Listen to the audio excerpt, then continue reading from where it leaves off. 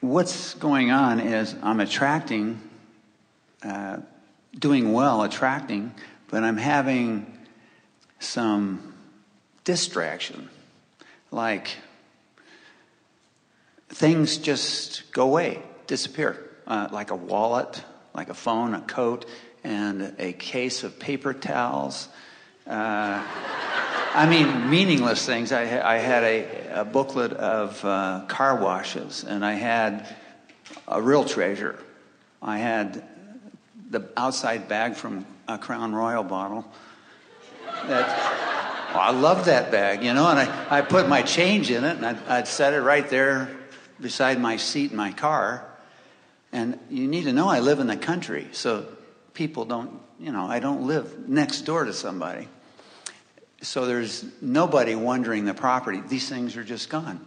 And now you said something that we want to focus on. You said meaningless things. Okay, thank you. Yeah. So if they're meaningless, isn't it just as well that they go away? Well, that's where I came to after I was dealing with what was going on. Now, this is in the presence of other people. But you see, you're the perfect person for us to have this conversation with, because you're so manifestation oriented. Here we are wanting to build bridges to help you to understand that there's this vortex. It must seem odd to those of you who are trying to explain it to your family and friends. Yeah, there's this man who calls his wife Abraham, and she must be a schizophrenic, because she refers to herself as we, and she makes this big circle on the floor and calls it a vortex and insists that everything we want is in it. But we do this because we are wanting to help you to bridge into this vibrational world that you really are more of a part of than you recognize. Your physical, tangible, manifestational world has made you misunderstand what's really going on. So when you begin to acknowledge that you are vibration, and you begin to experience the leverage of true vibration, then things of a usual manifestational nature the lines begin to blur, and you begin to accept more that you are a creator who is unlimited. You just have to look at things like earning power and notice the huge difference in the earning power from action and the earning power from alignment with vibration. In other words, you look into the economics of your world, even into your stock market world, even to the intangibles, and so many people don't understand them. And we say, it's time for you to accept the intangibles in your physical world and acknowledge that you are vibrational beings who are lining up with the feeling of the intangibles.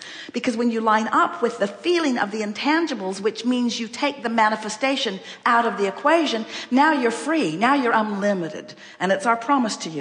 The manifestation, the tangibles, will show themselves to you. They will demonstrate to you where you're at. Well, I attribute where I'm at to focusing on the journey, not on the manifestation. The manifestation's fun. Well, those are very good words, but not implied fully in the rhetoric that you offered to us before you made that statement. In other words, those are words that you are offering, but is it really what you believe? Well, and that is what I'm wondering about. These little events are, to me, an anomaly. But that's our point. When they become normal, then you will be the creator you were born to be. You mean the going away of things? We mean when you accept that you are a vibrational being and that it is your focusing of things into being. You used some words. You said, I get distracted. I'm not holding things in focus. And that's the whole point of this conversation. You have to hold something in focus and practice the vibration of something in focus long enough for it to come into your reality. And when things start disappearing from your reality, it means that they are diffused from your focus. Now, we know this feels out there, but because you live in a world where suddenly if everything on this table disappeared, we would make headlines, wouldn't we? Unless there was a tremendous sleight of hand going on. But it's the focusing of things. Every word that we have offered from this platform here today is about focusing yourself into alignment with what's in your vortex. And sometimes what happens as we visit with our physical friends is that you have one foot in this vortexual world, you have this one foot in this inner world, you conceptually get it, you accept that there is vibration going on, and you're beginning to acknowledge that your emotions play a big part in your acknowledgement of it. But most people, while they have one toe in this vibrational world, they have the other foot firmly planted in the world of reality. And that really is what is holding you back, because it's the taking score of what is and the incessant vibrational attachment to what is that prevents or disallows the movement into more. So if we were standing in your physical shoes, these are the comments that we would begin making to ourselves. We would say, I must be moving into an understanding of vibration, because the physical world that I've always seen as stable and structured and material and reality is beginning to shift for me just a little bit. I'm beginning to notice that my attention to subjects is having an effect on how close they stay into my experience. All of you have this experience. You walk into a room, you have something in your hand, and suddenly you don't know where you put it. Esther just loves it when she's in a room by herself, because if she's not in a room by herself, Jerry gets the blame for everything that she can't find. Did you take my phone? Do you have my keys? Do you know where my purse is? In other words, where's my wallet, Jerry? I knew there was somebody. But when you know you were the only one that is there, then you acknowledge that there is something going on, and we want to take it beyond an understanding that in an unconscious moment you just moved it somewhere and put it somewhere. We want to take it beyond that. We want you to accept that the universe is constantly moving things into being, and in the same way that this Earth is now spinning in its orbit in perfect proximity to other planets, we want you to understand that you have the ability to focus things into being too. And if you don't get too deliberately hung up on the specifics of how it is coming about, all kinds of amazing things will begin to happen in your experience. What I concluded ultimately, obviously you have the upsettedness of something being gone and you can't explain it. And you're the only one there, like you say. And but what are 10 good things about that? What are 10 good things? 10 good things. Well, I have one good thing. Maybe not 10, but what I concluded was the loss of those things, which it appeared to be something. Well, now you're getting too carried. You're not answering the question, and you're not receiving the benefit of the question. Because you're speculating too much, and then you're getting all bogged down in the muck and mire of wondering about where it went. 10 good things about my physical world beginning to demanifest around me is that, one, I am beginning to acknowledge that I'm a conscious, deliberate creator. Yes. Another thing is that I'm beginning to recognize that the laws of the universe are more powerful than anything that I have understood before. Mm-hmm. Next, I'm beginning to understand the benefit of the power of my focus. And if I can detach my attention to something, if there are physical things that are actually beginning to remove themselves from my experience, then certainly I can leave behind habits that I don't want, or relationships that I don't want, or thoughts that are full of resistance that I don't want. It's my lack of attention to them that is causing them to begin to fade away. I'm beginning to believe, we're speaking from your point of view, again, looking for these 10 good things. I'm beginning to understand that everything comes into structure and focus because of attention to it. And I'm beginning to discover the power of my own mind. And these are just the first steps in beginning to understand this. Focus is everything. Vibration is everything, you see. Scientists have held themselves back from the beginning of their first scientific experiment because they feel it necessary to document the what isness to the point that they don't make the jump to the next what could be. In other words, they are so tenacious about documenting what is that they don't allow the possibilities of what they would really prefer.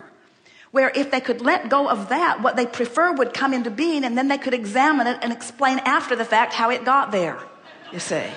And that's really what this conversation is about. Yes, exactly. I concluded that all these things were a manifestation of my abundance.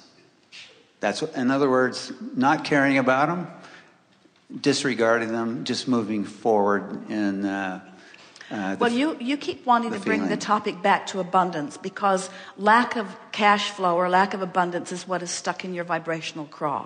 And so it's sort of there, is sort of radiating all around there. And what the universe is trying to say to you is, we'd like to distract you with this and distract you with this and distract you with this. We'd like you to understand that the rules of the game that you've been defining as the accurate rules of the game aren't the accurate rules of the game at all. We would like to start helping you to defy the logic that you have concluded to understand that there's a much bigger picture going on. That's what's happening here. That's really big. And so as we explain this to you, then you keep going back and explaining it again through the cash thing, you see.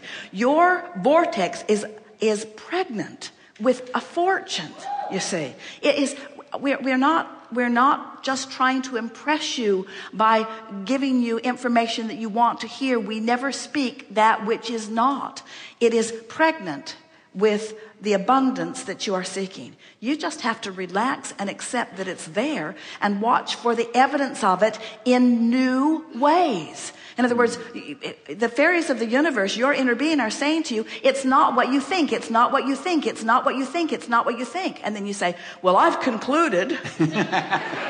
And then you have another experience. It's not what you think, it's not how you've been looking at it, it's not that way. And you say, well, then I've concluded this. And we say, stop concluding so much. Stop concluding. Stop trying to accurately define it all. Start saying, hey, it's open-ended. I really don't know what's possible. I'm beginning to accept that all things are possible. I hear that my vortex is pregnant with all kinds of wonderful experiences for me and all kinds of manifestational abundance for me. I hear that. I'm open to the universe yielding it to me in whatever quirky, unquirky, normal, not normal. I am willing for it to flow to me in whatever way it can. I'm open, and I'm now understanding that things have never been as I have thought they are, and I'm open to discover how things really are.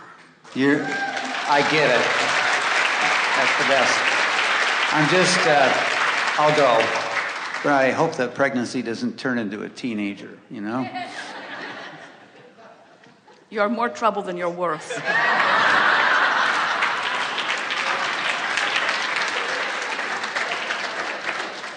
Of course, that is never true, and we would never say it to someone who didn't know otherwise. Now what?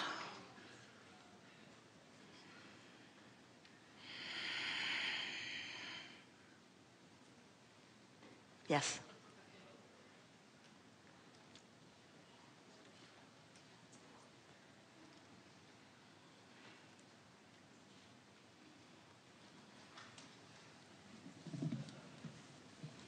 Creation is really about perception. And perception is about vibration. And vibration is about attraction. So what you perceive really is the reality that you are living. But you will have the ability to alter your perception much more quickly and much more fantastically than you've been giving yourself credit. You've been holding so closely to the manifested reality that you have created limited experiences.